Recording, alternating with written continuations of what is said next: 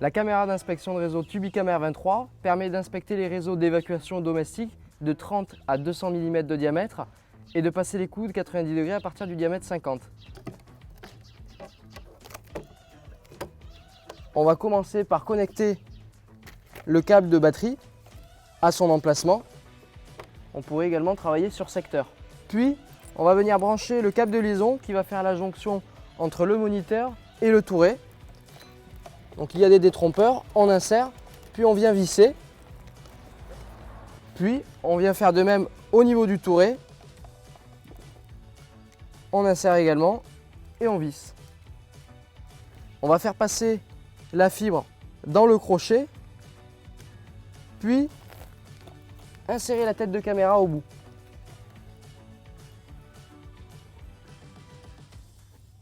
Le verre de la caméra est en cristal de saphir, ce qui lui permet de ne pas se rayer.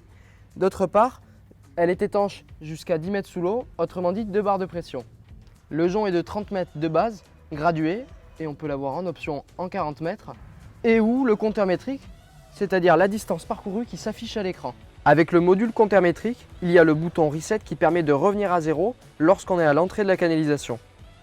Il existe 2 options pour la tête de caméra, la sonde en 512 Hz qui permet de la repérer en surface à l'aide d'un détecteur, comme le V-Scan ou bien le V-Lock, et ou la technologie fil d'eau permettant une remise à niveau automatique de l'objectif dans le sens du réseau, distinguer le haut du bas et la gauche la droite de la canalisation.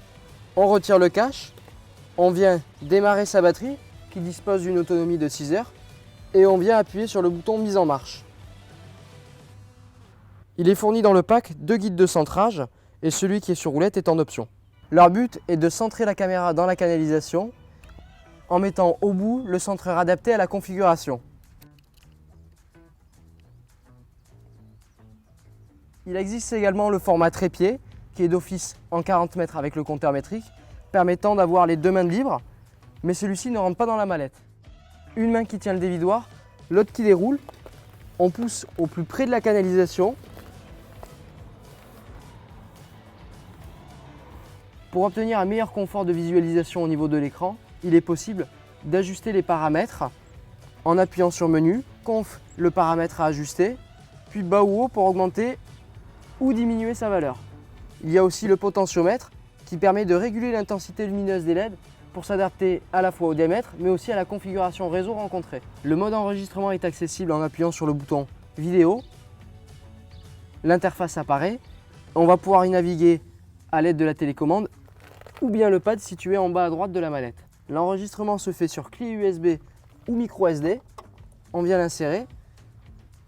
On se reporte à la case visualiser enregistrer et on presse le bouton OK pour lancer une vidéo. Et on peut appuyer sur photo pour prendre un cliché. Pour incrémenter les commentaires audio, il suffit de presser le bouton micro.